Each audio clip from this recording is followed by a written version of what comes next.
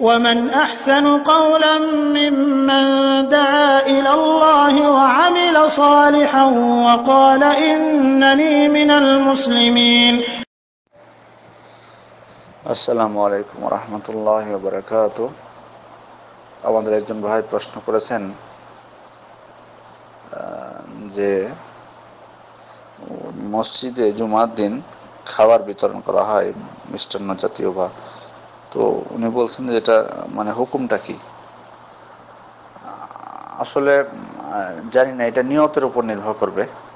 কারণ আমি যেটুকু দেখেছি মানে আমাদের সমাজে, তাতে অনেকে খুশি হয়ে কোনো হয়তো কারো বাচ্চা হয়েছে, তখন হয়তো মসজিদে দেখা গেল জুমার দিন, তখন হয়তো মিষ্টান্ন কিছু কিনে গেটে হয়তো বিতরণ করে।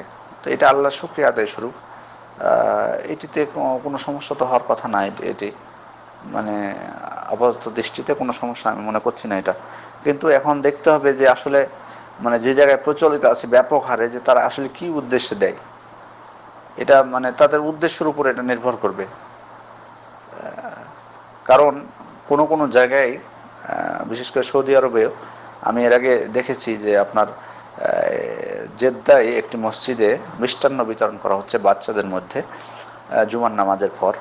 তো এবং এখানে পেপারে ছবিটা এসেছে, সেখানে বলা হচ্ছে যে নামাজ তাদেরকে উৎসাহ দেওয়ার জন্য, যাতে তারা মসজিদ দিকে যায়। কারণ আপনি মানে বাচ্চারা, হ্যাঁ এখন হয়তো যাবে সে মিষ্টান্নর লোভে, কিন্তু এভাবে যখন মসজিদে যেতে অভ্যস্ত হয়ে যাবে, তখন সে বড় হলেও মসজিদ যাওয়া ছাড়বে না। এটি হচ্ছে তাদের উদ্দেশ্য। এমন না যে মিষ্টির লোভে যাতে যায়, মানে সারা জীবন তার মিষ্টির লোভে যাবে না, তো বড় হলে তো তার ওটার প্রতি থাকবে না। তো এখন এখন ও সালাতে অভ্যস্ত করাটাই তো হচ্ছে তাদের উদ্দেশ্য। সুতরাং এই ধরনের যদি কোনো উদ্দেশ্য থাকে যে যাতে বাচ্চারা মসজিদে যায় বা কিছু এই ধরনের, তাহলে তো কোনো সমস্যা হওয়ার কথা না। মোদ্দা কথা আসলে তাদের নিয়তটা দেখতে হবে, যে কেন তারা মানে বিতরণ করছে এটা।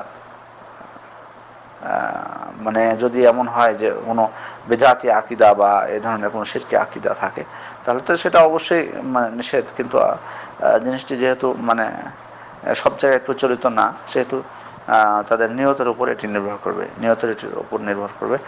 কেউ যদি, আমি যেমনটি বললাম, এ ধরনের কোনো নিয়ত থাকে, তাহলে তো ভালো।